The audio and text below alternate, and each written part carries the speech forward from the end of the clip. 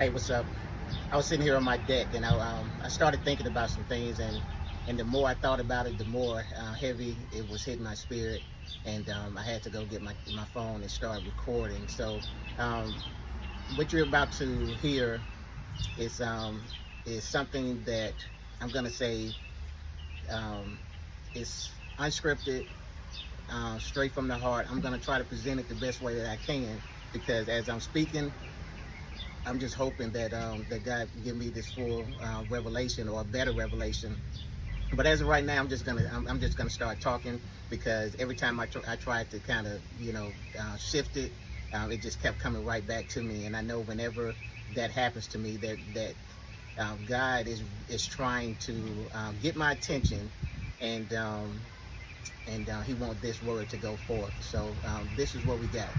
Um, and I know that we do a lot of talk about men's mental health, and I get a lot of questions about um, whether it's me personally or just on social media. But the question comes up a lot about men and their mental health, and I could probably say more specifically black men and their mental health. Um, but in generally, just the lack of men seeking help, when as it relates to their mental health. That's the foundation. That's the baseline. But what I started getting these questions in my head, I said, um, what is it that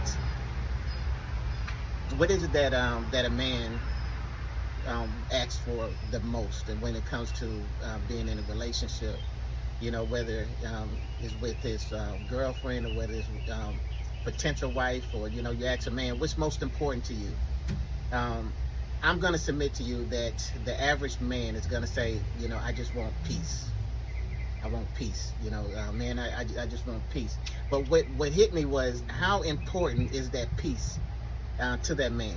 And I want to tie those two in because I want you to, I'm going to present to you that there's a possibility that what you're calling a mental health crisis or a mental health issue is really that man saying that I love you enough, and I want peace enough to where I'll sacrifice myself. I know that sounds crazy, and I know that I'm going to get a lot of pushback, but I want you just to open up a possibility, and this does not have to be definitive. But what it can do is open up the possibility that what you're thinking is an issue, what you're thinking is a man not handling his mental health properly, is really him saying that I love you enough to where I'm willing to sacrifice my life for you. I was watching it was something, I don't know if it was YouTube or Facebook or TikTok or whatever, but something came up, and I can't direct you to it, but something came up and said that men are more romantic than women. And I know that was a big shocker, but when I heard that, and I thought that was I thought it was, odd, and I thought it was, maybe just, clickbait, whatever. But when I started thinking about the sacrifice that men would make, then I started thinking that maybe the level of love that a man shows his mate is overlooked because it's not the type of expression that you, woman, is expecting. So I had to kind of lay that out so you can know where I'm coming from. But I want to kind of dial into something that's more specific. I mentioned earlier, I started talking about how, if you go on social media, I promise you, I know I'm not the only person that's seen this. But if you take a poll of, say, man, what's the most important part of this relationship? What is it that you want the most out of this relationship? If your spouse can give you one thing that'll make your life better, what would that be? And I would say that man would say, I want peace. Man, I just want peace. But what I want you to understand is at what level would he go in order to get peace? And so, I need you to understand that, because see, when you're trying to figure out the complexity of a man, I believe that you're going to realize once again that we're real simple. It's just misunderstood. The man saying is that I want peace. And he wants peace to the point where he will do what some call practice avoidance. So what I want you to understand is this. What if every time a man had an issue or something that bothered him or something that wasn't going right in the relationship, what if he came to you every single time? But wait a minute. See, here's the problem. And this is why women, this is why I'm going to submit to you, women would think that they are never the problem, man. Now, listen, fellas, this is why women would typically feel that they were never the problem. They feel that way because we never told them they was. See, so in your relationship, that sacrifice that man is doing, that I'm saying is a very act of the highest act of love. The sacrifice that he's making, the sacrifice that I am going to put my feelings to the side because what? I want peace. And I know what you're thinking. Well, that's a selfish reason. It is a selfish reason. But the reason is, but what he's saying is that, man, I want peace so much in this relationship that I'm willing to sacrifice my mental strength, my mental health in order to get it. Oh, I'm telling you that there's levels to this thing, and I want you to understand is that if you just looked at that man and said, man, he don't talk, he don't express himself, I wish he would tell me what he's feeling. Oh, no, you don't. No, you don't, because if he told you every single time that you did something wrong, he told you every single time you messed up, you said something crazy, you know, if he brought it up to you every single time, you would go crazy. All you got to do is think back to that relationship that you had where that guy literally, man, this guy's all over the place. Man, and you're going to label him, he's going to be wrong. He's going to have an issue. You're going to give him a name. You're going to call him a narcissist. You're going to do something. And then you got the one now you got the man that, well, he's not emotionally intelligent. He's not emotionally intelligent. And you're saying, man, I wish he would talk more. And see, now you gave him that label. He's talking too much. He's a narcissist. He's not talking enough. He's not emotionally intelligent. Which one do you want? What's best for you? Because the reason why that I wanted to do this video is because I wanted to show you that if you was in a relationship and that guy, his emotions was at a high, and every single thing that was wrong, he brought it to your attention, think back, and your life was living hell. The way you walk, the way you talk, the way you chew, the way you comb your hair, the clothes that you wear. All of this was him expressing himself. And he was talking, baby. He was talking. But it drove you crazy.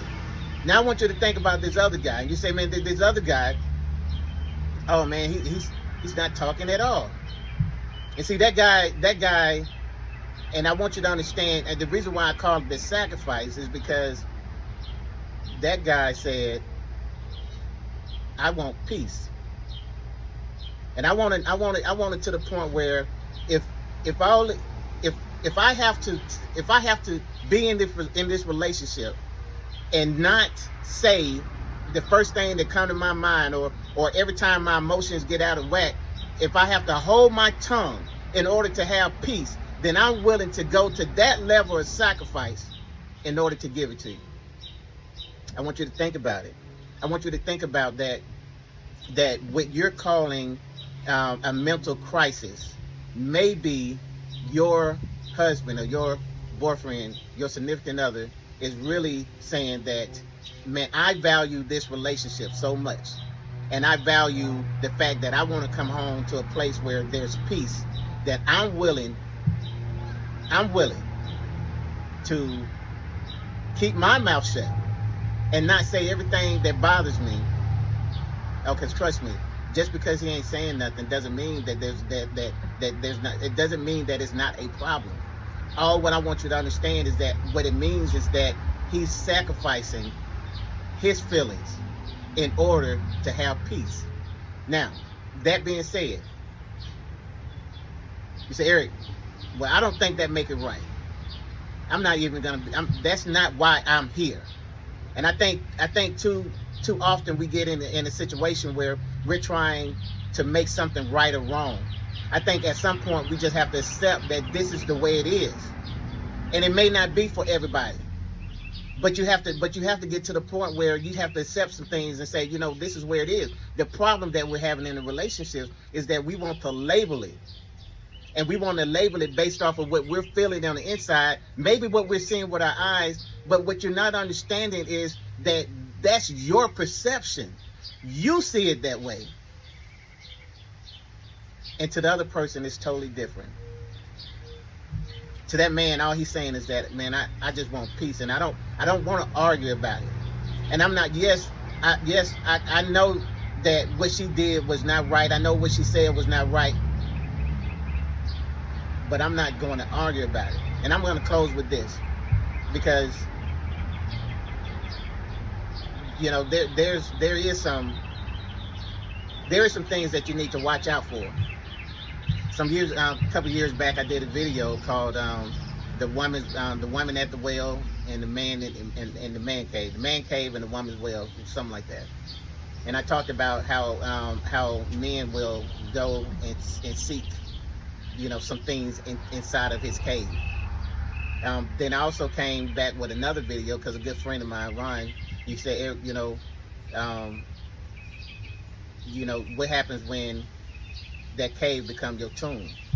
And I did some things. I came back with another video because I wanted to talk about that there is some responsibility where, even though a man would go into his cave and he'll be withdrawn from everybody, and he'll go into a place of seclusion, and we're not going to talk about whether it's good or bad, because once again, it's just the way it is.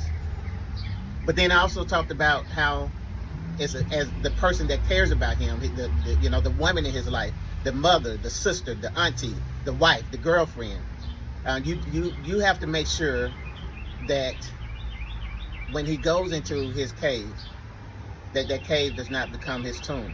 Now, if you don't love him, then this is not for you. I'm only talking about that woman that said, you know what, I love him enough to where, you know, that I recognize that he's having a cave moment, and he felt the need to retreat and seek shelter in the cave. I recognize that, but I also love him enough to make sure that I'm gonna stand outside the cave, and I'm going to monitor, and I'm gonna make sure that cave does not become his tomb. And that's a task that's only for somebody that loves him. Because if you don't love him, then none of this matters in the first place. But understand that he's gonna go into that tomb. Whether you can argue the fact to say, well, if he would articulate, if he would just express himself, then it won't be a need for the cave. That's something that you're gonna have to take up with God. That's the best way I can explain it. And I know what you're thinking. I know you're already thinking, man, there's got to be a better way. And guess what? I guarantee you're gonna say your way is better. Your way is not better, sweetheart. Your way is just different. And I'm telling you that he will hold all of these emotions in, and he will go about his life doing, you know, he'll be functioning, doing everything that he's supposed to do, and he'll be doing it in a matter of duty, all the while he's hurting on the inside.